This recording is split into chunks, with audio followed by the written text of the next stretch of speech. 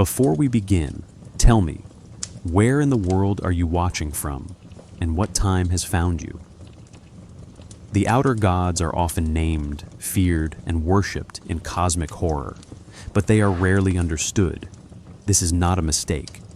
It is the nature of these beings to be misread, misnamed, and misused. In this episode, we confront the most misunderstood outer gods, those whose true meaning was never meant for human minds. They are not monsters, not deities, not even characters in any normal sense. They are errors in the structure of reality, yet somehow they've been simplified into creatures with motivations, forms, even alignments. The truth is stranger. Azathoth, Yog-Sothoth, Nyarlathotep, these are not names. They are placeholders for things that cannot be spoken. What if the horror was never about death or pain, but about encountering something so far outside comprehension that language itself collapses? This is the real terror that hides behind the symbols, the books, the cults. Misunderstanding them is not a failure. It is the only option. We'll begin at the source. Who created these beings?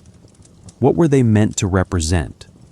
Why does their power grow not when they act, but when they are mentioned? By the end, you may find that the greatest mistake is not fearing them, but thinking you ever understood them at all. Now let us turn to where it all began. In the early 20th century, as older myths crumbled beneath the weight of mechanistic science, a new kind of terror took form. Not in folklore or religion, but in literature. H.P. Lovecraft, born in 1890, entered a world in which traditional gods were losing their grip on cultural imagination. The great narratives of salvation, order, and divine justice were being steadily replaced by impersonal laws of physics, biological determinism, and existential doubt. Against this backdrop, Lovecraft did something unprecedented.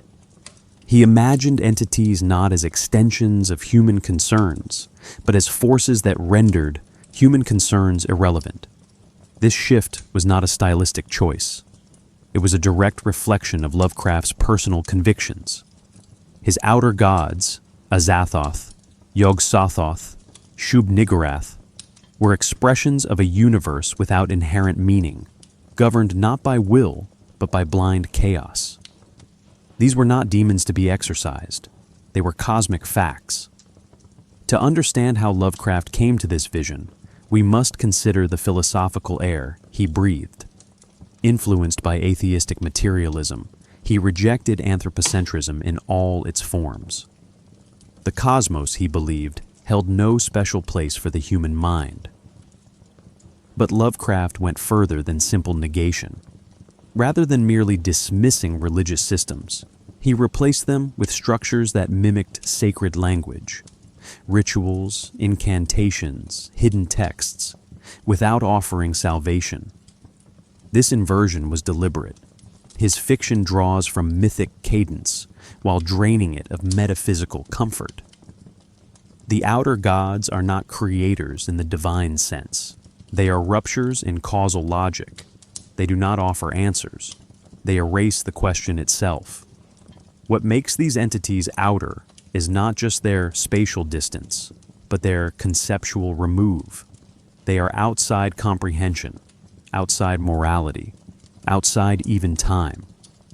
Azathoth, for instance, is said to sit at the center of all things, blind and idiot, surrounded by piping flutes. But this isn't an allegory for evil.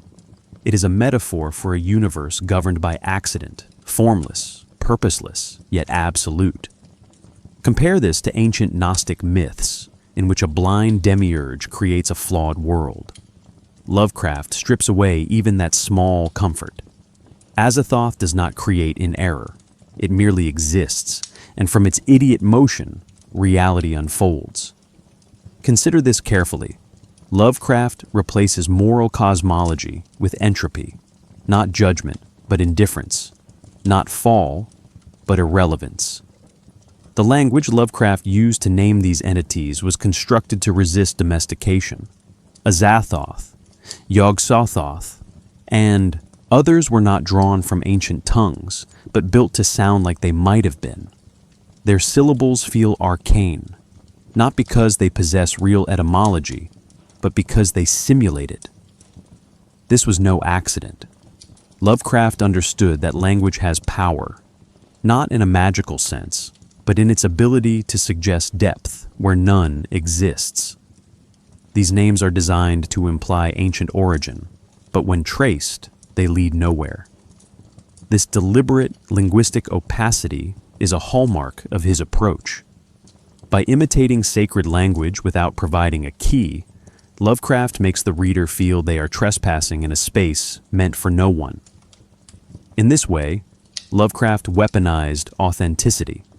His technique of mixing invented texts with real historical references, such as the Necronomicon alongside obscure medieval grimoires, created a sense of scholarly unease. Readers could never quite tell where the fiction ended. This was a structural choice, not a gimmick. The outer gods thrive in ambiguity. They gain power not through visibility, but through suggestion. Yog-Sothoth is never directly seen, yet its presence permeates stories like the Dunwich Horror and Through the Gates of the Silver Key. This absence becomes a kind of presence. The less defined the god, the more it warps the narrative. Their incompleteness is the point. Many later writers failed to understand this. August Derleth, Lovecraft's literary executor, tried to impose a moral framework, assigning the outer gods to elemental categories, defining them as evil in opposition to good elder gods. This was a fundamental misunderstanding. The horror of the outer gods lies not in their malevolence, but in their incompatibility. They are not antagonists, they are background constants. Their threat is not that they will destroy humanity, but that they have already rendered it meaningless.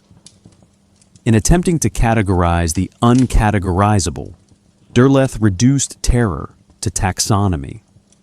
He gave shape to what was meant to be shapeless.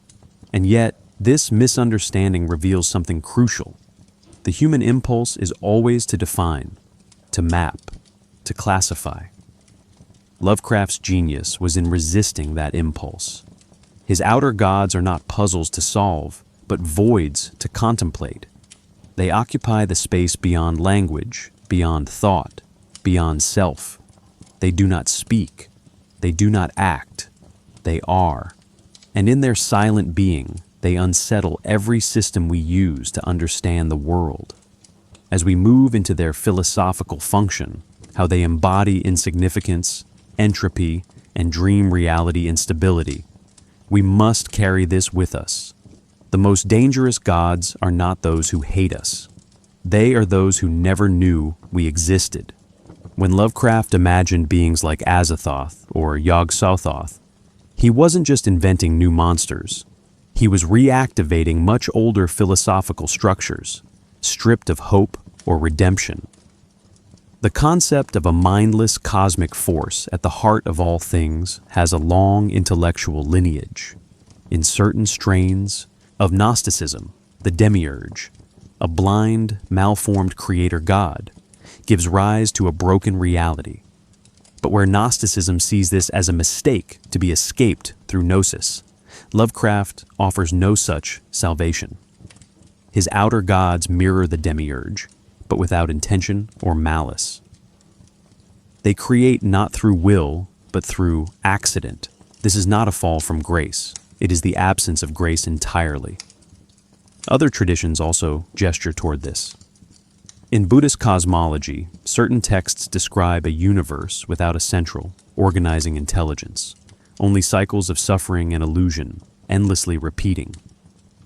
In some Mahayana interpretations, reality is an illusion veiling emptiness, shunyata. Yet even here, emptiness is not chaos, it is liberation. Lovecraft's cosmos offers no such exit. His emptiness is noisy, violent, and directionless. Consider Azathoth again, blind, idiot, and surrounded by cacophony. This is not spiritual silence. It is ontological collapse. The outer gods are not teachers. They are errors that cannot be corrected. We must pause here. This philosophical turn toward a chaotic, uncaring cosmos is not unique to Lovecraft. The late 19th and early 20th centuries saw a collapse in traditional metaphysics. Nietzsche declared God dead. Schopenhauer argued that the universe was driven by an irrational will that brings only suffering. By the time Lovecraft was writing, these ideas had saturated the intellectual atmosphere. He did not invent cosmic pessimism. He gave it flesh. Or rather, he gave it the absence of flesh. His outer gods are metaphors for a universe that cannot be reasoned with, cannot be mapped, and cannot be fixed. They represent a world where meaning is not hidden, but never existed. This alignment with philosophical pessimism is most visible in Yog-Sothoth. This entity is said to exist outside time and space, yet somehow contains all of it. It is not omniscient in the divine sense. It simply is knowledge, complete, simultaneous, and therefore unusable. This recalls the Kantian notion of the noumenon, the thing in itself that cannot be perceived directly. Yog-Sothoth is that barrier made flesh, or rather, made symbol. Those who contact it in Lovecraft's stories do not gain wisdom. They unravel. Understanding at this scale is indistinguishable from destruction. The mind collapses not because the knowledge is evil, but because it is structurally incompatible. Compare this to ancient mysticism, where the encounter with the divine overwhelms, but also transforms. In the writings of Plotinus, the soul ascends through levels of reality until it glimpses the One, a unity that dissolves the ego. Lovecraft's beings also dissolve the ego, but leave nothing in its place. There is no ascent, there is no reward, there is only dissolution. This is what separates cosmic horror from theological mystery. The latter implies hidden order. The former suggests there is no order to find, and the outer gods are not at the top of any cosmic hierarchy. They are the residue that remains when hierarchy fails. This reinterpretation of metaphysical traditions explains why Lovecraft's creations are so often mistaken for gods in the classical sense. Human readers instinctively search for structure. When confronted with names like the crawling chaos or the black goat of the woods, we reach for mythic archetypes, the trickster, the mother, the destroyer. But these comparisons mislead. Nyarlathotep is not a trickster with a plan. He is what happens when communication becomes corrosion. Shub-Niggurath is not a fertility goddess. She is multiplication without end, life detached from purpose, reproduction as infection. The symbols are familiar, but the meaning has rotted away. This, perhaps, is the most subtle and lasting impact of Lovecraft's philosophical inheritance. He teaches us that misunderstanding is built into the process. The moment we try to explain the outer gods using our inherited categories, we have already failed. But this failure is itself revealing. It shows that the horror does not come from what these beings do, but from what they make visible, the inadequacy of our tools for knowing. In the next section, we will examine how Lovecraft encoded this insight in language itself, constructing words, names, and concepts designed not to clarify, but to collapse under pressure. Lovecraft understood that language does not merely describe horror, it can generate it.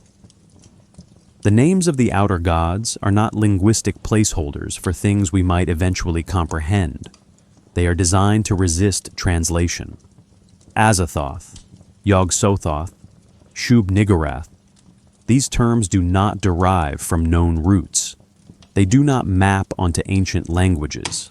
They appear as if they might. This simulation of etymological depth is not a flaw. It is central to their function. By mimicking sacred or ancient tongues without offering any path to meaning, Lovecraft creates a surface that invites inquiry but yields nothing. The horror emerges not from what is said, but from what refuses to be said at all. This strategy reveals a deeper insight. Language is not a window into truth, but a filter shaped by human constraints. The outer gods exceed those constraints. When their names are spoken in Lovecraft's stories, the result is not enlightenment, but rupture of mind, of meaning, of narrative. Consider the frequent appearance of untranslated phrases. I, Shub-Niggurath, the black goat of the woods with 1,000 young. The incantation structure recalls religious liturgy, but the outcome is reversed. Rather than invoking presence, it destabilizes it. Instead of sacred contact, there is psychic corrosion. These words are performative but not communicative. They enact collapse. This explains why Lovecraft's fictional texts, most notably the Necronomicon, function as engines of unknowing. They are not informative in the conventional sense. They contain no coherent doctrine. Instead, they simulate the structure of forbidden knowledge, density without clarity, reference without explanation. The Necronomicon is often described in fragments, cited in snippets, never read fully. Its language is said to drive men mad, not because it reveals too much, but because it reveals the wrong kind of thing, structure without stability, symbol without ground. This is epistemological horror, not knowing too little, but knowing too much of what cannot be integrated. We must pause here. Lovecraft's technique anticipates modern linguistic theory in striking ways. Jacques Derrida, decades later, would argue that meaning is always deferred, never present in the sign itself. Language, in this view, is a chain of differences, not a stable carrier of truth. Lovecraft arrives at this conclusion through fiction. The names of the outer gods are signs detached from reference. They float, unanchored, yet saturated with suggestion. This makes them dangerous. When a character in his stories speaks or reads such names, they are not gaining control. They are surrendering coherence. To utter the name is to invite dissolution. Even the phonetic structure of these names contributes to their function. Azathoth, harsh, glottal, ending in a dull, terminal thud, feels like a chant interrupted. Yog-Sothoth, with its echoing syllables and soft repetition, invites false familiarity.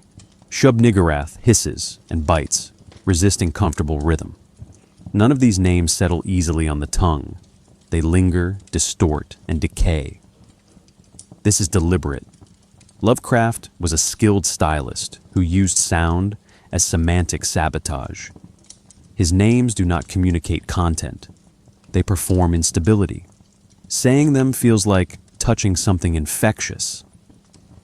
There is a temptation to decode, to assign these names roles or mythic parallels, but doing so misunderstands their function. They are not narrative devices meant to clarify the world. They are linguistic anomalies that break the story's surface. Their meaning lies in their refusal to mean. This is why later adaptations that attempt to rationalize or define the outer gods inevitably diminish their impact. Once translated into comprehensible terms, their power evaporates. Horror gives way to classification. Lovecraft resisted this at every turn, constructing his mythos not as a system to be mapped, but as a maze without center. And yet, this resistance produces its own allure. The very fact that these names lead nowhere makes them seductive. Readers search, analyze, speculate, not in hope of resolution, but in the grip of an unease that deepens with every failed attempt to understand. The language of the outer gods creates a void that invites the reader to fill it, knowing the effort will fail. It is a mirror of Lovecraft's larger project, suggesting that the universe itself may be structured not for understanding, but for collapse. In the next section, we will explore how he used this unstable language to build myths that feel authentic without ever being real. When Lovecraft began weaving his mythos, he did not simply invent gods, he forged artifacts. The Necronomicon, the Pnakotic manuscripts, the Book of Eibon, these were not presented as stories within stories. They were positioned as real, if dangerously obscured, sources of ancient knowledge. Crucially, Lovecraft built these texts with the structural markers of authenticity, named authors, translated editions, restricted archives. The most famous example, the Necronomicon, is attributed to Abdul al-Hazred, an Arabian madman, and cited with false publishing data, Olaus Wormius, 17th century, etc. None of this was real, but it felt real. This illusion was central to how the outer gods took root, not through spectacle, but through the slow accumulation of plausible lies. The method draws heavily from 19th century occult revivalism. Grimoires such as the Key of Solomon or the 6th and 7th books of Moses were often presented as ancient translated works, replete with faux scholarly introductions, invented lineages, and ritualistic diagrams. Lovecraft mirrored this structure. The Necronomicon is never revealed in full. Its presence is always off-stage, suggested by quotation, rumor, or the effects it has on those who read it. This is not just literary restraint, it's psychological design. The human mind, confronted with partial knowledge and forbidden context, builds more horror than any explicit description could deliver. What remains unseen becomes a vector of dread. Lovecraft's myth-building also borrowed tactics from actual religious texts. Like the Bible, his mythos is fragmented across books, authors, and centuries. No single narrative dominates. Instead, we encounter a distributed theology, gods mentioned in passing, contradictory descriptions, multiple names for the same being. Yog-Sothoth is both the gate and the key, both entity and process. This is not confusion. It is theological mimicry. Traditional sacred texts often carry similar ambiguity. Yahweh is both wrathful and merciful. Krishna is God and man. Buddhist cosmologies describe reality as both real and illusory. Lovecraft amplifies the ambiguity while erasing its comfort. His gods are never reconciled with human morality. They simply persist in contradiction. This system of fractured authenticity invited participation. Readers, sensing something unfinished, began to contribute. Early fan writers expanded the Necronomicon's history, added citations, even faked pages. Some printed full versions, passing them off as translations. Over time, the book became so embedded in the cultural imagination that people began to ask libraries for copies, mistaking fiction for lost scripture. This reveals something profound. Lovecraft's power did not depend on authorial control. It emerged from curated incompleteness. The mythos acted less like a closed narrative and more like an open conspiracy, a network of whispers, gaps, and referential dead ends. The outer gods became believable not because they were seen, but because the world seemed to almost believe in them. This narrative strategy also neutralized the need for visual detail. Azathoth is never fully described. Shub-Niggurath is glimpsed only through ritualistic fragments. The lack of physical clarity allows the metaphysical role to expand. These are not gods in the flesh. They are principles wrapped in myth. By evoking them through corrupted texts, desperate cultists, and fragmented lore, Lovecraft gave them an aura of deep time, older than history, older than thought. This is not storytelling in the conventional sense. It is myth-making as contamination. Every story becomes infected with something larger it cannot contain. Importantly, Lovecraft never positioned himself as the sole architect. He invited others, Clark Ashton Smith, Robert E. Howard, later August Derleth, to reference his creations and insert their own. This decentralization was radical. It mirrored how real religions and mythologies evolve, through overlap, contradiction, and reinterpretation. The outer gods benefited from this lack of control. They blurred at the edges, mutated across stories, and thus resisted final definition. This was not a weakness. It was the mechanism of their endurance. We now move from myth to meaning. Having established how Lovecraft constructed his outer gods to mimic ancient texts, linguistic decay, and cultural residue, we turn to the larger question: what do they represent? Why do they generate such unease, even when barely visible? In the next section, we begin our exploration of their core philosophical function, how they embody cosmic insignificance, entropic collapse, and the destabilization of reality itself. Cosmic horror begins not with fear, but with scale. Lovecraft's outer gods are not terrifying because they threaten us directly. They are terrifying because they render us irrelevant. Their defining feature is indifference. They do not punish or reward. They do not destroy out of malice. They simply are, and in their being, everything we value collapses. This indifference is not cold hostility. It is more disturbing than that. It is structural non-recognition. To Azathoth, we are not even abstractions. We are accidents, flickers of complexity that emerge and vanish within a chaos that never knew we were there. At the center of this philosophical structure lies the concept of insignificance. Azathoth, often described as the blind idiot god, is said to sit at the heart of the universe, surrounded by the thin, monotonous whine of accursed flutes. This imagery is not merely poetic. It evokes a universe that moves not according to law, but to noise. The flutes are not sacred instruments. They are the sound of meaninglessness. To exist in such a cosmos is to confront the possibility that logic itself is decorative. The world appears ordered not because it is, but because we need it to be. Azathoth's flute song is the soundtrack of disintegration. Closely tied to insignificance is entropy. The outer gods do not govern ordered systems. They are expressions of collapse. Shub-Niggurath, for example, is described as the black goat of the woods with 1,000 young, an image that mimics fertility but quickly decays into grotesque excess. This is not creation as understood in classical cosmology.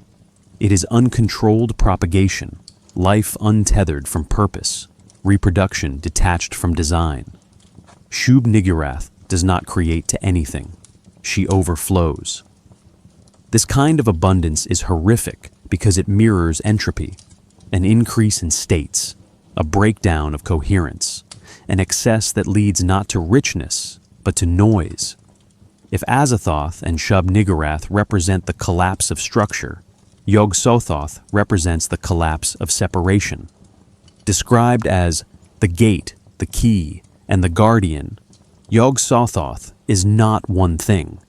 It is the totality of space-time experienced simultaneously. Here, we encounter Lovecraft's third core concept, dream reality instability. In a reality saturated by Yog-Sothoth, time does not flow. It becomes visible all at once. This is not omniscience in the religious sense. It is total exposure, and thus annihilation. Characters who encounter Yog-Sothoth, such as Randolph Carter in Through the Gates of the Silver Key, do not return with wisdom. They return as other things.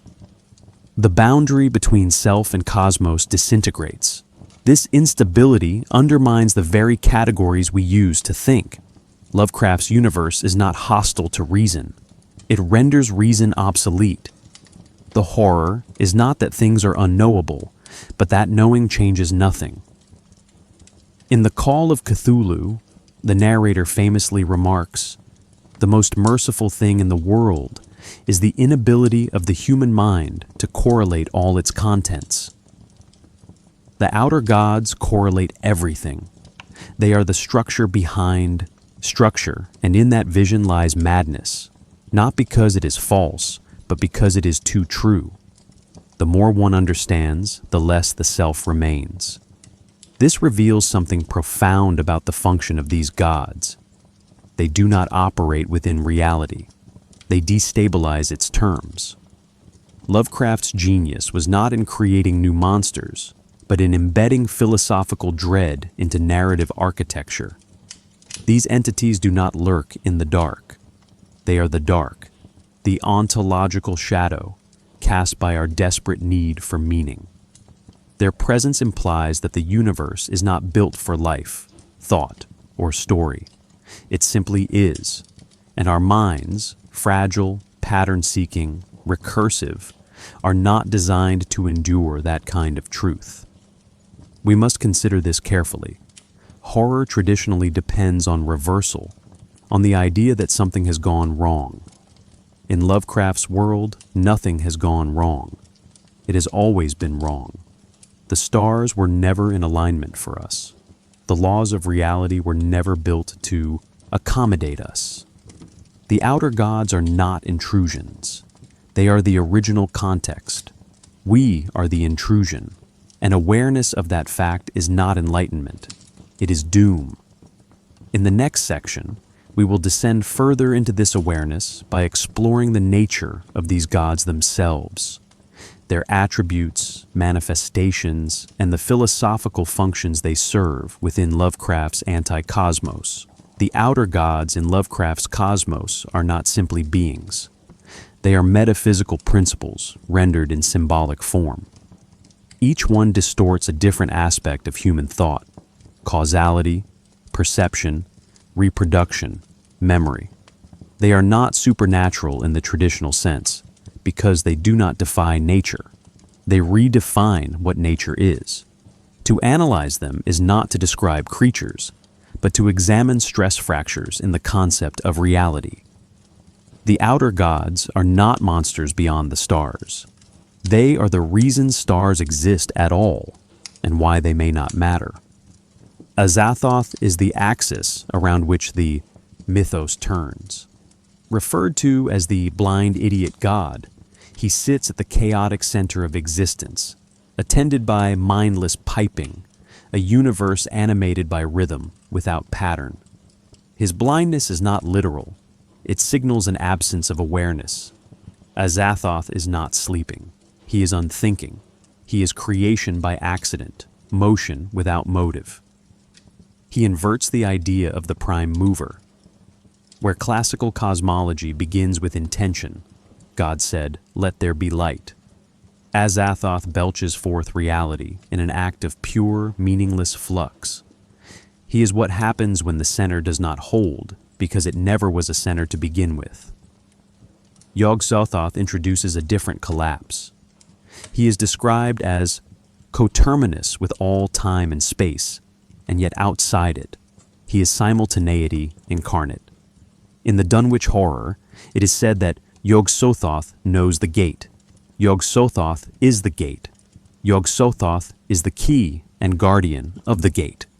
This triadic paradox destabilizes every concept of boundary. He is not in one place. He is place. He is not bound by cause and effect. He contains every moment, always. Philosophically, Yog-Sothoth embodies the terror of full exposure. Nothing can be hidden, not even the self. To encounter him is to witness one's entire being and undo it, because the self cannot survive complete context. Shub-Niggurath, often chanted as the black goat of the woods with 1,000 young, is the most biologically disturbing. She resembles a fertility deity, but with reproduction stripped of purpose or sacredness. She is growth unmoored from design, an ecosystem as horror. Her progeny are not life forms, but infestations. Unlike classical mother goddess figures, she offers no nurturance. Instead, she represents the proliferation of organic matter where mind, form, and identity dissolve into multiplicity. Shub-Niggurath disturbs because she mimics the logic of nature too closely. Evolution, stripped of aesthetic preference or anthropocentric framing, is monstrous. She is that principle given voice. Then there is Nyarlathotep, perhaps the most accessible and therefore most misleading. Unlike the others, Nyarlathotep communicates. He walks among men, shifts form, plays roles, but his communication is parasitic. He appears in dreams, delivers visions, and spreads madness through clarity. In the dreams in the witch house, he manifests in distorted geometries. In the haunter of the dark, his avatar emerges from an artifact, the shining trapezohedron, bringing not truth, but perception overload. Nyarlathotep is the inversion of the divine messenger. Where angels announce revelation, he delivers dissolution. He is not knowledge itself, but the corrosion of understanding disguised as insight. Other outer gods, though less frequently named, contribute to this architecture of collapse.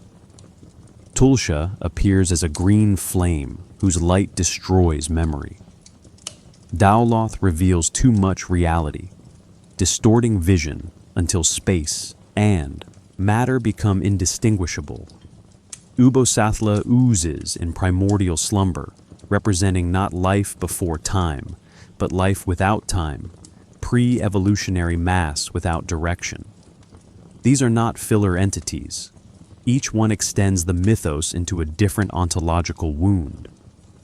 Their power lies not in what they do, but in what they are. They unsettle categories between mind and matter, thought and perception, self and world. Taken together, the outer gods form a pantheon that does not rule. They do not command devotion, nor do they demand rebellion. They exist beneath these terms. Their presence in the mythos reveals something essential about cosmic horror. The greatest threat is not violence, but irrelevance. To meet Azathoth is not to die, but to be forgotten before death matters. In the next section, we turn to those who attempt such encounters. Humans who seek the unseeable, speak the unspeakable, and lose not their lives, but their minds. We explore how madness functions not as breakdown, but as adaptation to the outer god's impossible truths. Madness in Lovecraft's fiction is not incidental.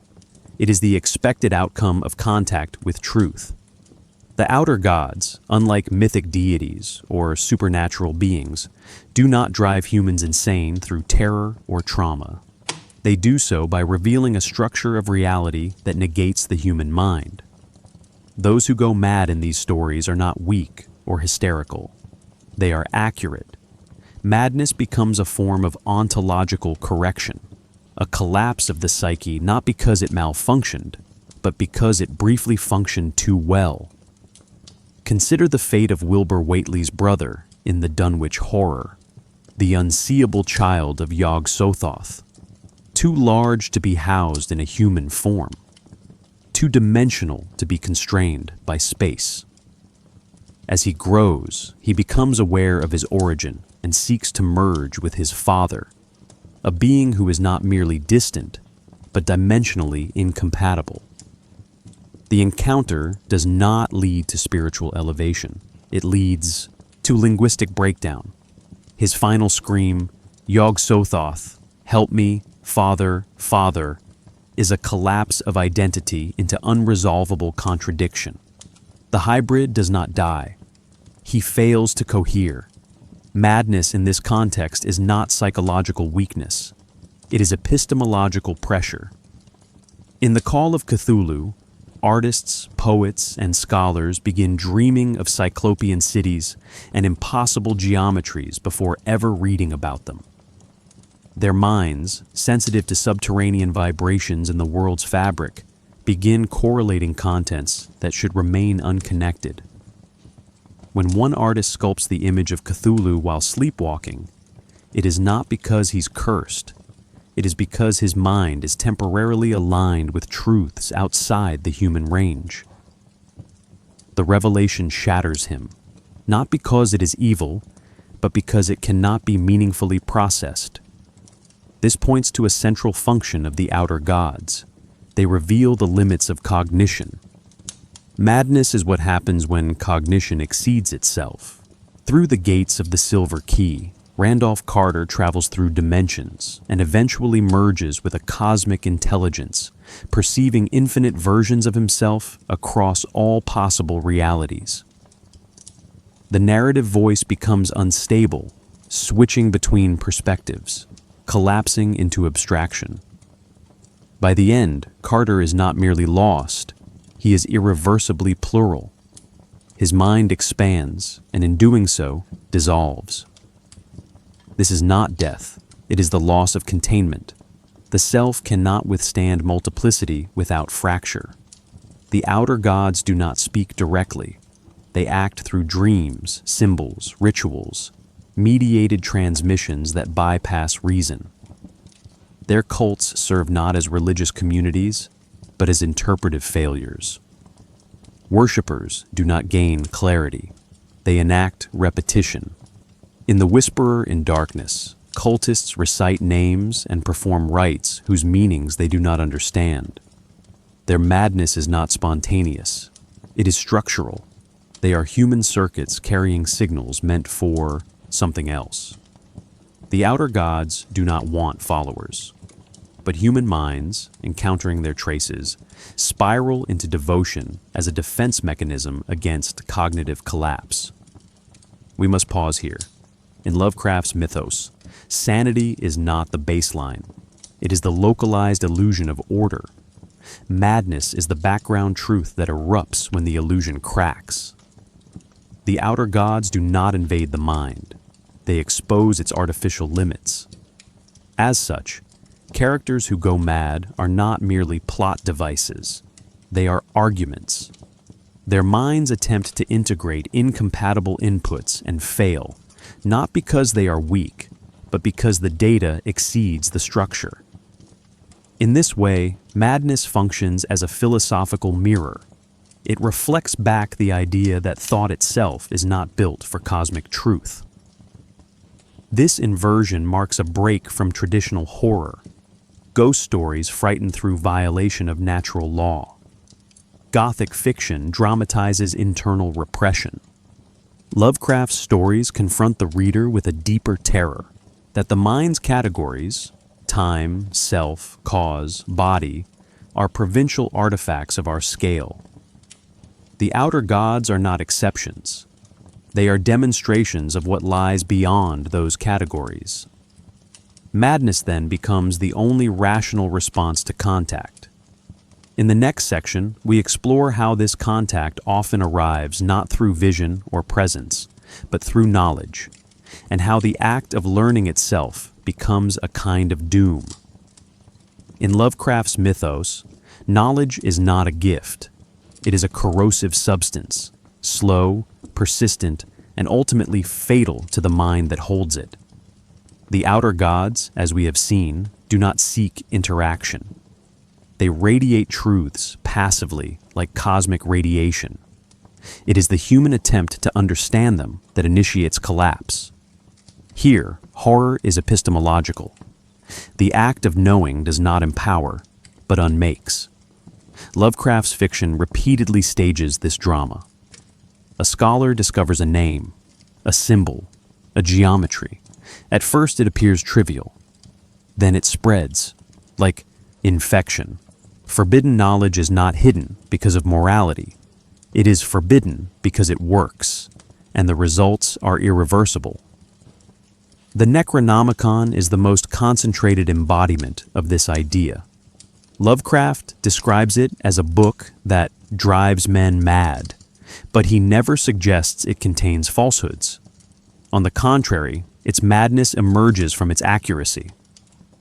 When characters read from it, as in The Dunwich Horror, The Thing on the Doorstep, or The Nameless City, they do not simply become afraid.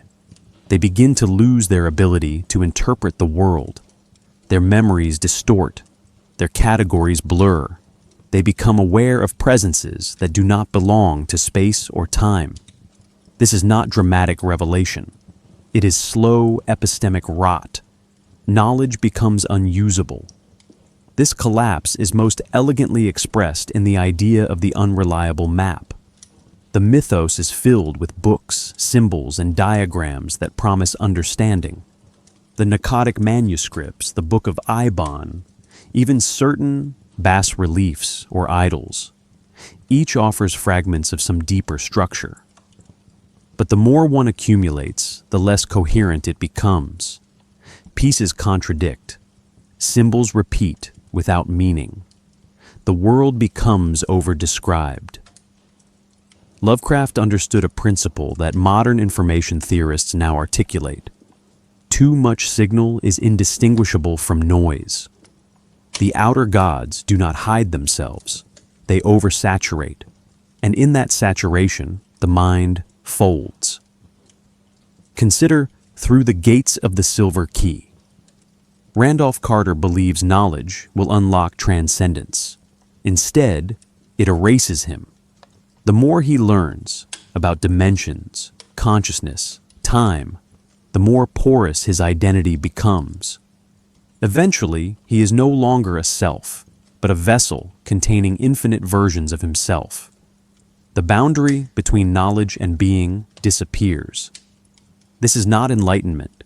It is annihilation by surplus. The tragedy is that he is not wrong. His calculations, visions, and rituals all work. They work too well. The human brain, evolved for small patterns and survival heuristics, was never built to house universes. We must pause here. In traditional stories, forbidden knowledge is hidden out of malice or danger. It is guarded, encoded, protected. In Lovecraft's world, it is available. Libraries contain pieces. Dreams transmit echoes. Scholars stumble upon it almost accidentally. This is deliberate. The horror is not that the truth is out of reach. The horror is that the truth is always within reach, and that it destroys those who reach it. The outer gods do not send envoys. They emit contamination. Knowledge itself becomes a contagion. To study them is to place one's mind at risk, not because the content is disturbing, but because it undoes the concept of content. This produces a paradox. The desire to know accelerates the loss of self. Lovecraft structures many of his narratives around this loop. The narrator investigates. The narrator discovers. The narrator is consumed.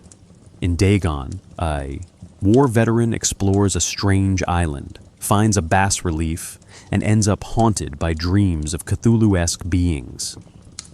He writes his confession, fully aware he will not survive the knowledge. "I cannot sleep," he says, "because of that goddamned thing." The gods do not appear. The horror is what they imply. Knowing they exist unthreads the world's coherence. Ultimately, forbidden knowledge in Lovecraft is not a barrier. It is a test. Those who touch it are not punished by the gods. They are punished by their own minds, which attempt integration and fail. This is not merely narrative closure. It is a philosophical argument. The outer gods reveal that the universe is structured in ways antithetical to thought. Rationality, perception, language, These are local adaptations. They function here. The moment they stretch toward the cosmos, they break. In the next section, we will examine how these breakdowns first manifested in Lovecraft's own fiction, how early stories constructed these gods not as characters, but as narrative weapons that transformed horror into philosophical ruin.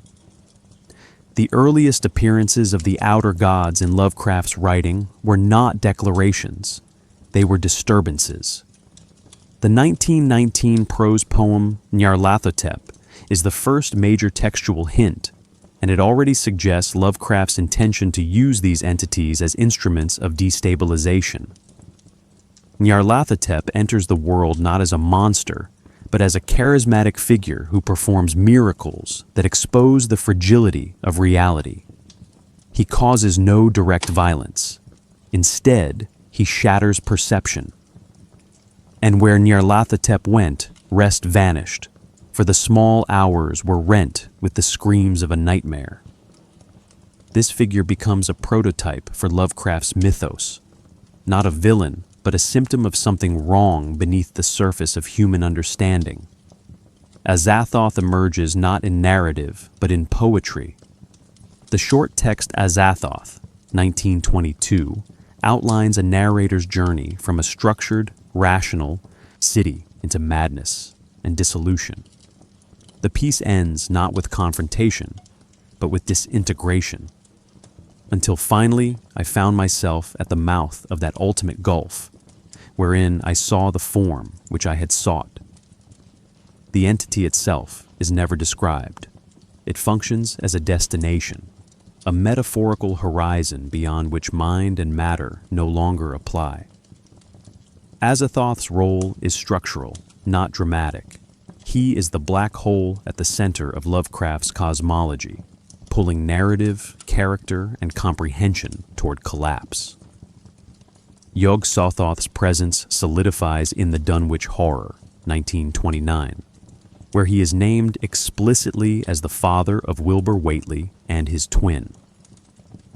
The story fuses rural folklore with cosmic incursion, but Yog-Sothoth never appears directly. Instead, we witness the consequences of his influence: unnatural birth, dimensional distortion, and the breakdown of the boundary between seen and unseen. The climax involves the invisible twin, vast, grotesque, yet human, in voice crying out for his father, "Yog-Sothoth, help me, save me, father." This moment is crucial. It humanizes the abject, then annihilates it. The outer god is not summoned. He remains outside, but his effect is irreversible. The human and the non-human fail to reconcile, and the result is annihilation framed as inheritance. A more abstract deployment appears in Through the Gates of the Silver Key, 1934, co-written with E. Hoffman Price. This story transforms Yog-Sothoth from a background force into a metaphysical structure. Randolph Carter passes through gates that reveal multiple versions of himself across dimensions, eventually merging with an entity called the Supreme Archetype. Yog-Sothoth becomes synonymous with space-time collapse, multiplicity, and the loss of identity through over-contextualization. The line between self and universe dissolves. Carter is not destroyed, but de-individuated. Here, the outer god is not a threat. It is a concept. The story functions as a thought experiment. What if identity were merely a local phenomenon, undone by sufficient perspective? Nyarlathotep continues to evolve across texts, acquiring new forms while retaining a consistent function, to transmit madness through clarity. In the Dreams in the Witch House, he appears as the Black Man, a folkloric inversion tied to European witchcraft, but charged with cosmic power. He moves through angles, not doors, and appears in geometry-defying dreams. In The Haunter of the Dark, his presence is mediated through the shining trapezohedron, an artifact that brings visions of vast alien landscapes and long-dead civilizations. The protagonist, Robert Blake, succumbs not to violence, but to overexposure. "I see it, coming here, hell wind, titan blur, black wings." His final words suggest revelation, not attack. Nyarlathotep never touches him. He only reveals too much. These early stories use the outer gods not as mythological actors, but as narrative, pressure points. They are what happens when the story opens onto something it cannot contain. They do not require screen time. Their presence is measured in breakdowns, of plot, of perspective, of language. Lovecraft's genius lies in their underuse. They haunt without appearing. Their influence is fractal. The closer one looks, the more they warp the structure. In the next section, we will examine two major stories where these entities serve not just as background pressure, but as the hidden engine of narrative and philosophical collapse. The Dunwich Horror, 1929, is often misread as a story about a monster in the countryside. This interpretation misses its central function. The narrative is not structured around a creature, but around a breach, an intrusion of incompatible reality into a local, human-scale world. Dunwich itself is not merely a setting. It is a cultural relic, isolated, inbred, linguistically decayed. Lovecraft carefully frames the village as already marginal. To modernity, this matters. The story does not depict civilization under attack. It depicts a place already eroding, into which cosmic truth leaks more easily. The horror begins long before Yog-Sothoth is named. Wilbur Whateley is introduced not as a villain, but as a scholar. His grotesque appearance is emphasized, yet his defining trait is intellectual hunger. He reads forbidden texts. He seeks knowledge systematically. When he consults the Necronomicon at Miskatonic University, he does so with academic precision, searching for specific passages on the right angles and the way of opening. His failure is not curiosity, it is comprehension without scale. The famous line, "Yog-Sothoth is the gate," is not mystical poetry. It is a technical description of reality behaving incorrectly. Wilbur does not summon a god. He attempts to interface with a structure that cannot accommodate him. The true horror emerges through Wilbur's family lineage. His grandfather, Old Whateley, speaks in broken phrases that combine rural superstition with cosmic terminology. He understands just enough to be dangerous. His chance. Yog-Sothoth knows the gate, function as corrupted theory, passed down without comprehension. This is how forbidden knowledge persists in Lovecraft's world, not through mastery, but through inheritance. The Whateleys do not worship Yog-Sothoth. They attempt to use him, misunderstanding that he is not an agent, but a condition. Their bloodline becomes the experiment's residue. The invisible twin brother is the story's most disturbing innovation. Unlike typical monsters, it is never fully seen. Its presence is inferred through footprints, destroyed farms, and the terror of animals. This invisibility is not a gimmick. It reflects the entity's ontological status. The twin is not hidden. It is dimensionally misaligned.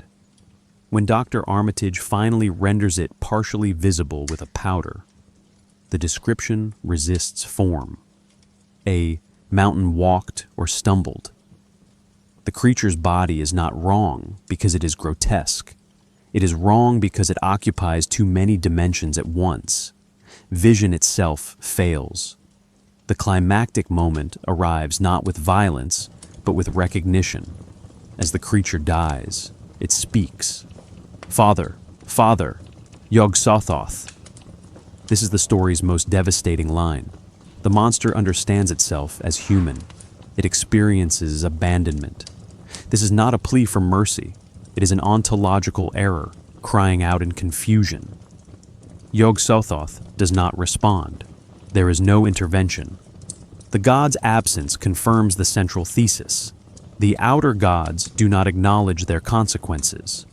They generate conditions, not relationships. The creature's tragedy is not that it is killed. It is that it was never meant to exist. Dr. Armitage's final speech reframes the entire narrative.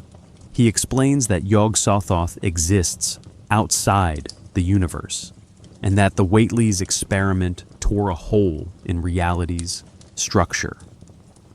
This explanation is calm, almost clinical. There is no triumph. Armitage does not defeat the horror. He contains a localized failure. Importantly, he insists that humanity is better off not knowing more. We've no business with the outside. This is not moral warning. It is architectural advice. The universe has load-bearing limits, and curiosity can collapse them. The Dunwich horror thus serves as a template for how the outer gods function narratively. Yog-Sothoth never appears as a character. He appears as a principle. The story's tension arises from scale mismatch, human ritual applied to non-human structure. The result is not damnation, but misalignment. This marks a crucial evolution in Lovecraft's mythos. Horror no longer comes from evil intent, but from incorrect understanding. In the next case study, we will examine a different manifestation, one where the outer god does not remain distant, but walks among humans as a messenger of collapse, translating cosmic truth into personal ruin. In The Haunter of the Dark, 1935, Lovecraft distills the terror of the outer gods into an urban, psychological narrative centered on perception, exposure, and epistemic contamination. The story marks a rare, direct appearance of Nyarlathotep, not in his dream-haunting, many-faced form, but through one of his most disturbing avatars, the eponymous Haunter, a being of living shadow trapped within a long-abandoned church in Providence. Unlike Yog-Sothoth in the Dunwich horror, who remains theoretical, Nyarlathotep here becomes tactile, not by appearing plainly, but by offering glimpses, distortions, and irreversible insights. The protagonist, Robert Blake, is not a scholar or cultist, but a writer, a subtle shift with thematic significance. Blake is curious, not dogmatic. His descent begins not with ritual, but with observation. He is drawn to the abandoned church across from his apartment. The haunted structure, whose black steeple brooded like a specter of stone. Lovecraft repeatedly uses visual language to prime the reader. The haunter is not a creature of action, but of sight. The horror is not what it does, but what it causes Blake to see. The church, filled with arcane symbols, abandoned ritual tools, and the infamous shining trapezohedron, serves as a mediating device. Nyarlathotep does not appear, he reflects. The trapezohedron itself is crucial. It is not simply an artifact, it is a technology of perception. When Blake gazes into it, he glimpses alien worlds, impossible cities, and beings that no human mind should encounter. I saw, he writes in his journal, the ocean's blackness filled with beings too hideous for the mind to remember. The object does not harm him directly. It opens a door. This act of seeing is what begins his decay.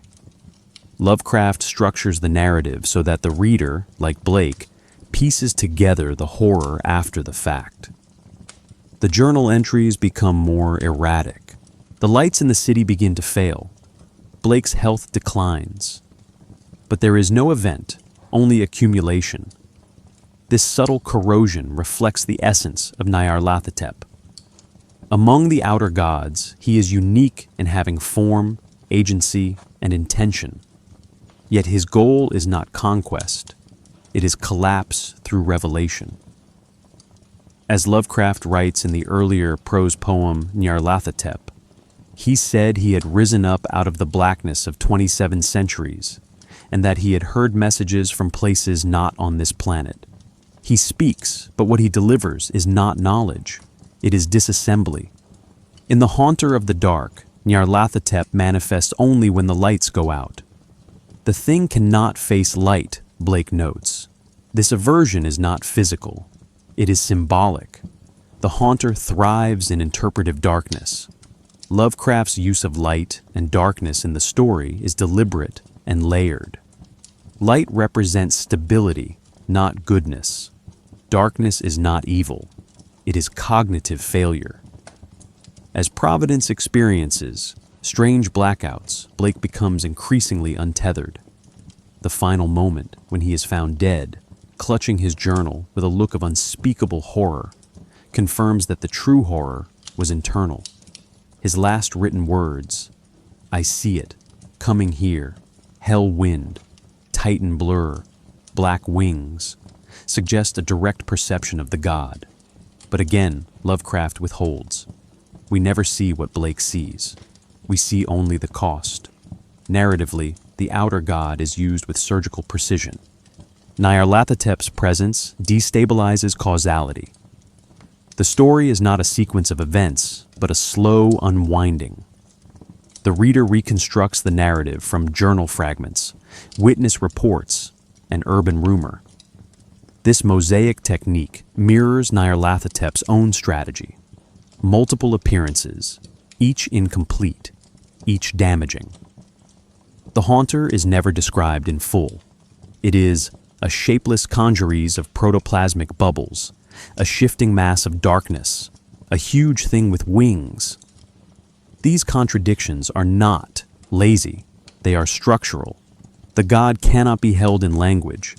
This story marks an evolution in the mythos. Earlier depictions of outer gods emphasized scale, vastness, distance, and the sublime. Here, Lovecraft brings the horror closer. The outer god moves through ordinary space. The church is real. The artifact is touchable.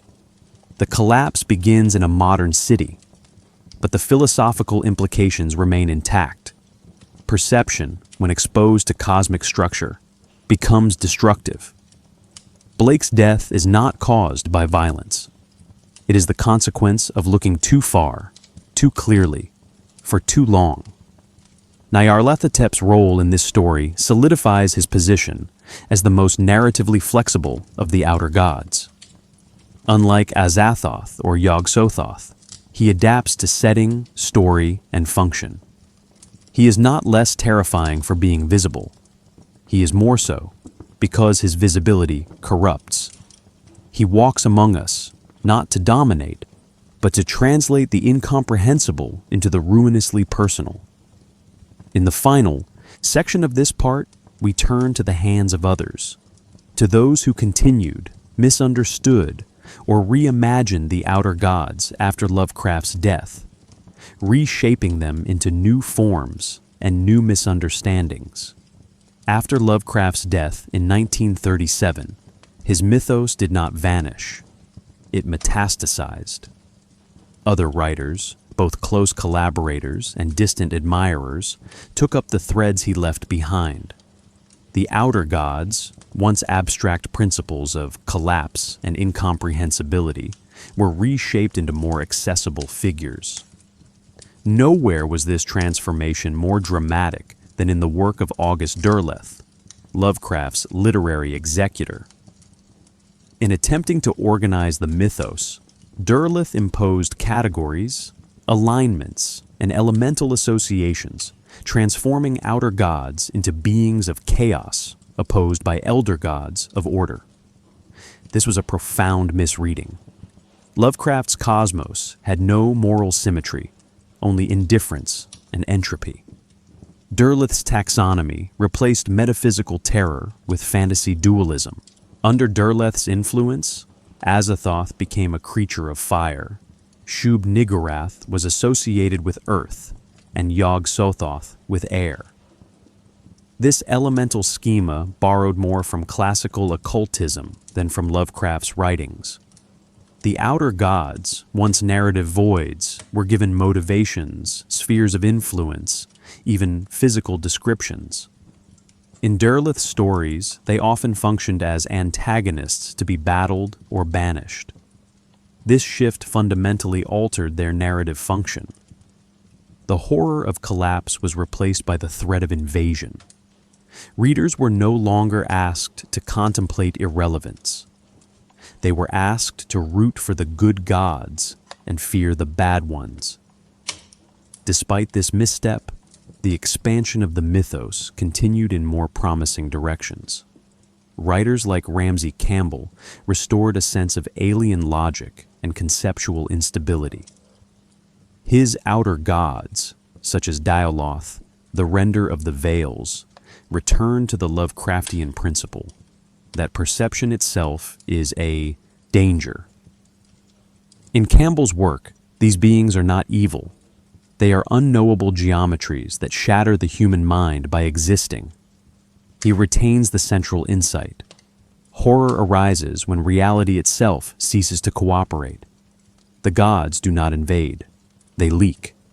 The outer gods also found strange afterlives in role-playing games, especially in Chaosium's Call of Cthulhu, 1981. Here, the mythos became systematized. Entities given stats, abilities, resistances. Azathoth could be confronted in gameplay. Yog-Sothoth could be summoned with sufficient skill points. While this allowed players to engage with Lovecraftian horror interactively, it also eroded the fundamental premise that these beings are not characters, but principles. A god that can be damaged ceases to be an outer god. The unknowable becomes the merely powerful. Horror becomes challenge. And yet, these adaptations also kept the mythos alive. New generations encountered Lovecraft not through fiction, but through modules, monster, guides, and video games. This diffusion opened space for reinterpretation. Writers like Caitlin R. Kiernan returned to the idea of contamination, not in a physical sense, but as a breakdown of linguistic, psychological, and ontological stability. Her stories often feature protagonists unmaking themselves through symbolic encounters with truths they cannot articulate. Here, the outer gods are not present, but their absence distorts the story. Kiernan's fiction embodies Lovecraft's original insight. The most dangerous knowledge is the kind we almost understand. Even outside literature, the outer gods have been reimagined in experimental ways. Thomas Ligotti's philosophical horror, while not mythos-bound, draws directly from the same well. In Ligotti's worldview, consciousness itself is the error, an unwanted byproduct of blind biological processes. This echoes Azathoth's idiocy and Shub-Niggurath's purposeless fertility. The outer gods are not invoked, but they are felt as metaphysical weather, dark, unchanging, and hostile to meaning. The evolution of the outer gods reveals their conceptual resilience. When treated as monsters, they falter. When allowed to remain unresolved, glimpsed through symbols, dreams, and failures of perception, they regain their power. Lovecraft's collaborators misunderstood him when they tried to complete his mythos. His strength was never in construction. It was in suggestion. He built ruins, not temples. In the next and final part of this study, we follow those ruins into the real world. The outer gods did not remain confined to fiction. They migrated into urban legends, internet folklore, music, games, and philosophy. Their afterlife is not literary. It is cultural, psychological, and enduring. The gods remain misunderstood, and that misunderstanding, paradoxically, ensures their survival. The outer gods were never meant to stay on the page. Even in Lovecraft's lifetime, their power came not from presence, but from suggestion, names whispered, texts half-read, beings glimpsed but never grasped. This narrative strategy proved contagious. Over time, the outer gods drifted into culture as fragments, not as characters, but as triggers. In the internet age, where ambiguity is fuel and myth bleeds into meme, these entities have found fertile ground. The most misunderstood among them, Azathoth, Nyarlathotep, Shub-Niggurath, now circulate in places far removed from pulp fiction, embedded in forums, rituals, hoaxes, and digital folklore that blur fiction with belief. Perhaps the most emblematic example is the rise of online summoning rituals and fictional grimoires. Across Reddit threads, YouTube ARGs, and occult-inspired TikToks, users share steps for contacting the blind god, the outer dark, or the goat of 1,000 faces, modern echoes of Lovecraft's language, stripped of attribution. These rituals are performative, not devotional. No one expects Azathoth to appear, but that is the point. These acts play at the edge of sincerity. The horror is not that someone believes, but that no one quite disbelieves. It reflects a deeper anxiety. That language, when repeated enough, can call something into being, even if only in the mind. Urban legends, too, have adopted outer god logic. Unlike classical folklore creatures, who are localized, named, and narratively closed, entities like Slender Man or the Backrooms resemble mythos-style constructions. They lack origin, goal, or clear form. They are not hunted, they are encountered. Slender Man in particular echoes Nyarlathotep, a tall, faceless figure who appears across media, dreams, and memories, often associated with madness or missing time. These beings are not adaptations of Lovecraft's work, but they arise from the same cultural function. They embody excess abstraction, narrative erosion, and the threat of meaninglessness disguised as presence. The outer gods have also entered the language of hoax. The Necronomicon, once Lovecraft's fictional invention, has been published numerous times. The most influential is the Simon Necronomicon, 1977, a text that combines Mesopotamian myth, chaos magic, and invented lore. Despite its inauthenticity, and despite Simon's own admission that it is a literary construction, it has been adopted by some occult circles as a working text. This reveals a key feature of the outer gods, their utility as placeholders. They offer an aesthetic of transgression and profundity without fixed meaning. For certain subcultures, that ambiguity is a strength, not a flaw. Importantly, the mythos now circulates less through books and more through systems. Tabletop games, video game mythologies, and collaborative fiction platforms turn the outer gods into frameworks for building. In these spaces, misunderstanding is codified. Azathoth becomes a boss fight. Yog-Sothoth becomes a spell component. Their incomprehensibility is translated into statistics, behaviors, outcomes. Yet even here, their original function lingers. Players often describe a strange unease, not from what the gods do, but from what they imply. The rules, even when gamified, echo Lovecraft's core insight, that the structure behind reality is too large, too alien, to ever be safe. Why does this pattern persist? Partly because the outer gods speak to a permanent tension in human cognition, the desire to know and the fear of what knowing may cost. They are metaphors for excess, of scale, of information, of perception. In a world increasingly defined by information overload, algorithmic systems, and invisible architectures, beings like Yog-Sothoth or Daoloth feel newly resonant. They are the personification of systems that see everything, predict everything, and still remain unaccountable. In this sense, the outer gods have moved from myth to metaphor, from horror fiction to cultural symptom. And yet they remain fundamentally misunderstood. The urge to give them personality, purpose, or narrative arcs persists. But perhaps that misunderstanding is inevitable and necessary. If the outer gods were ever fully understood, they would cease to be terrifying. Their persistence depends on their distortion.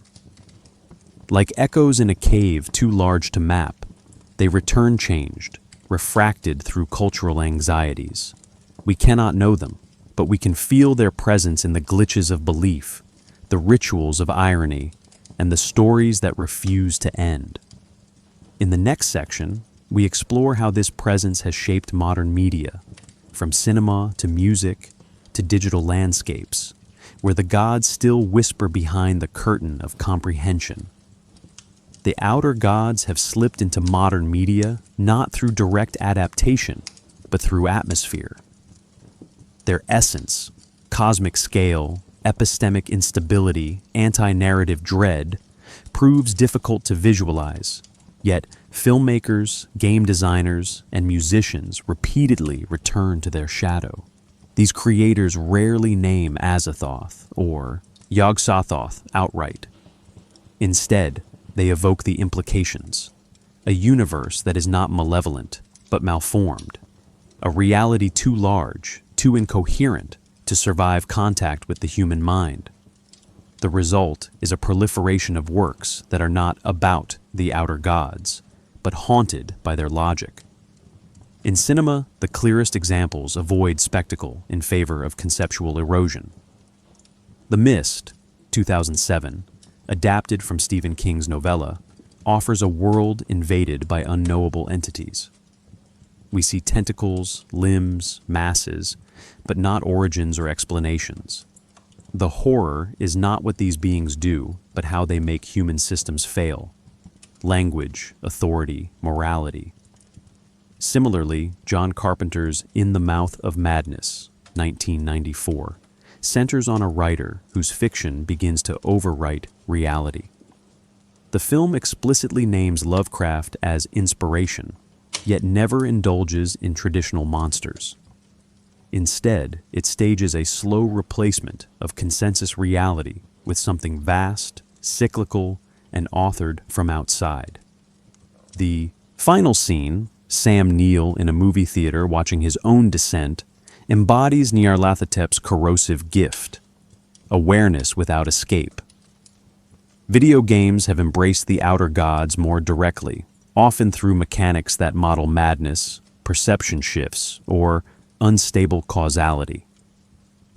Bloodborne, 2015, is perhaps the most sophisticated expression of this. Initially framed as gothic horror, the game gradually shifts into cosmic terror as players uncover layers of hidden truth. Entities like Ebrietas and Kas are not named outer gods, but they function identically, incomprehensible, alien, and associated with insights that damage rather than clarify.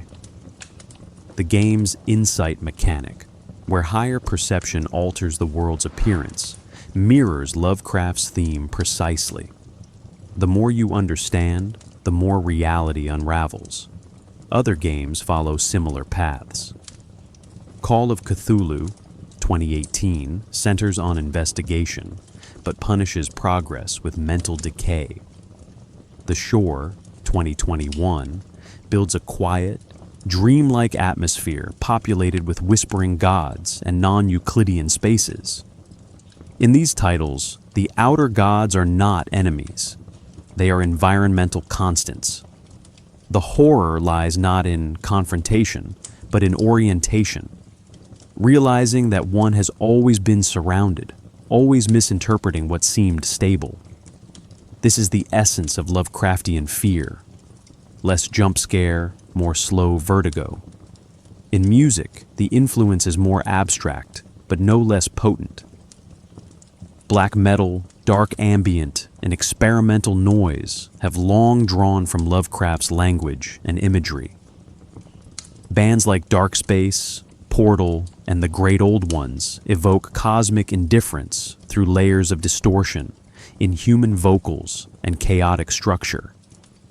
The lyrics often reference Azathoth or Yog-Sothoth directly, but the real connection is sonic.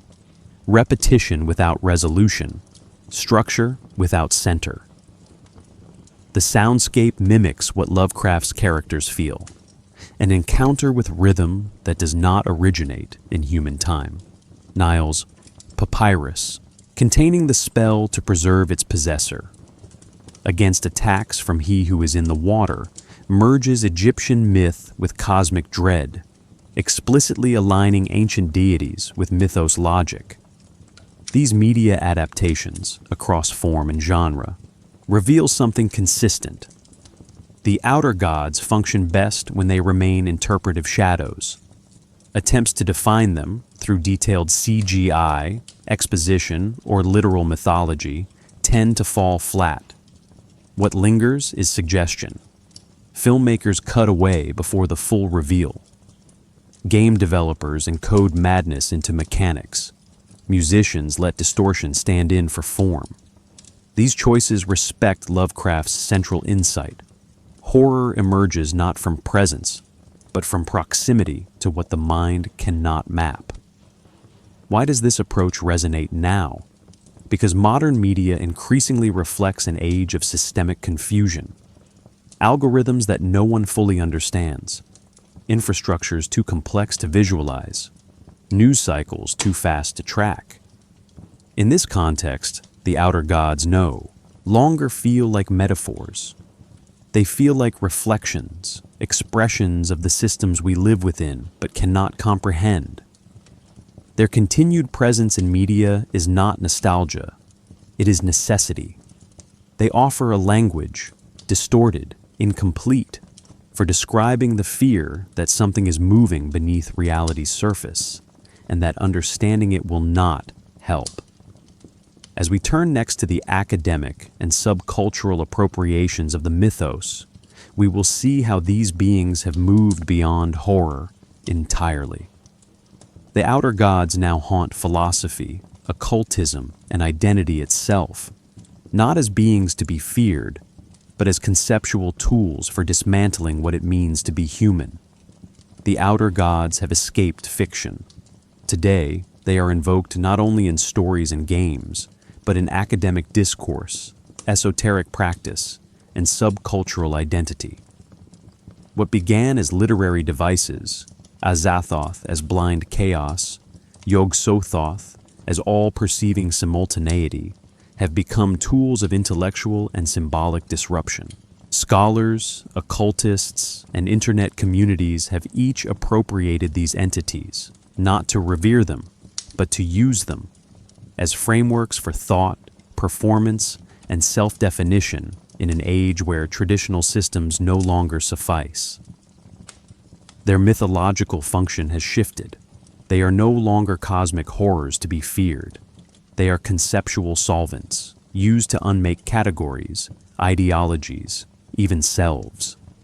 In contemporary philosophy, the outer gods find strange allies. Speculative realism and object-oriented ontology, movements reacting against anthropocentric thought, have turned to Lovecraft as a model of the outside. Quentin Melissu's notion of the great outdoors, a realm of contingency beyond human reason, echoes Yog-Sothoth's simultaneous omnipresence.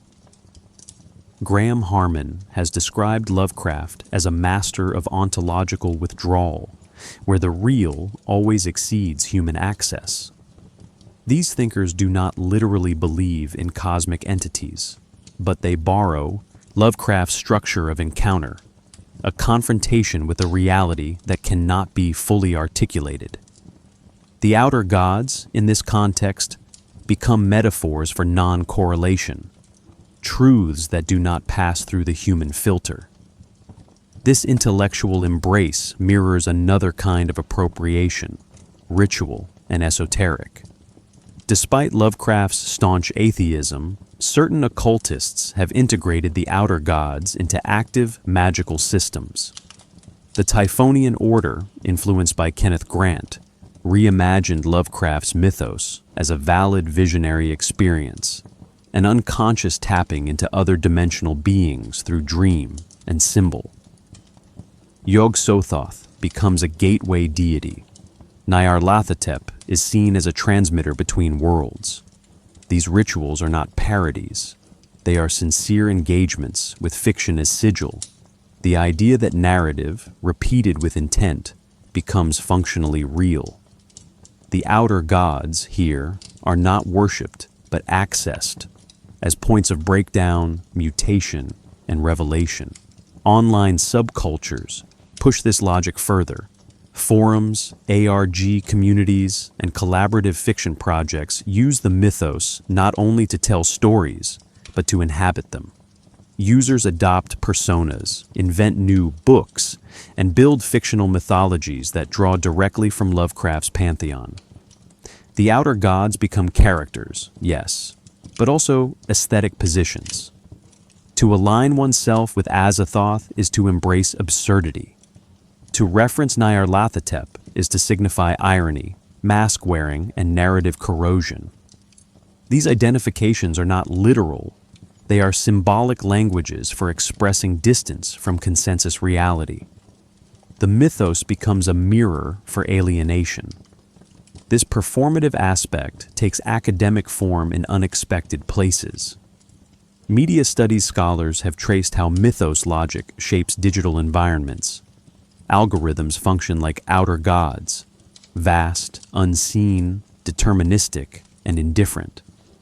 Social media trends spread like memes of Nyarlathotep, replicating meaninglessly, mutating endlessly, unmoored from origin. The idea of forbidden knowledge reappears in the context of conspiracy culture and fringe epistemologies. The Necronomicon, once a fictional book too dangerous to read, now resembles the idea of data one should not know, not because it is untrue, but because it undoes structure. Importantly, none of these appropriations are complete. They all misunderstand the outer gods, deliberately or not. But this misunderstanding is generative. The gods survive not by being preserved, but by being repurposed. Each new use, philosophical, ritualistic, subcultural, adds distortion, which deepens the original ambiguity. The more the gods are spoken of, the less they resolve. This is not dilution, it is recursion. The mythos expands by bending back into itself. We must consider this carefully. The outer gods persist not despite their incoherence, but because of it. They offer symbolic gravity in an age of fragmentation. They model what it means to encounter systems too large to hold, identities too unstable to maintain, truths too complex to digest. Their adoption by thinkers, practitioners, and digital communities speaks to a deeper hunger for structures that reflect the scale of modern experience, even if they cannot be understood. In the final section, we will examine the psychological and philosophical implications of this hunger. Why these beings, born from literary pessimism, now serve as guides through the collapsing architecture of meaning. The outer gods endure not as stories, but as symptoms. They persist because they express something few other mythologies do. That reality may be not only indifferent, but structurally misaligned with human consciousness. This idea, once confined to speculative fiction, has become psychologically resonant. In an age defined by information saturation, climate instability, and abstract systems too vast to grasp, finance, AI, biosurveillance, the outer gods have become metaphors for the kinds of truths the mind was never meant to integrate.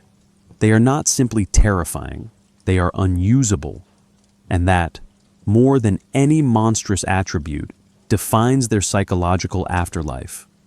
Consider Azathoth, described as the blind idiot god at the center of the universe. He does nothing, he is not evil, he simply is. mindless, pulsing chaos around which all reality spins. This image captures a form of dread that traditional religion and horror cannot reach. The possibility that everything is happening for no reason, to no one, through no will. In Lovecraft's world, Azathoth is not sleeping. He never woke. He is not malevolent because malice requires attention.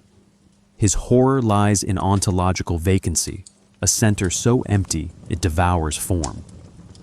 The psychological impact is subtle but enduring. To contemplate Azathoth is to face not death, but meaninglessness as a foundational condition. Yog-Sothoth reveals a different threat: exposure.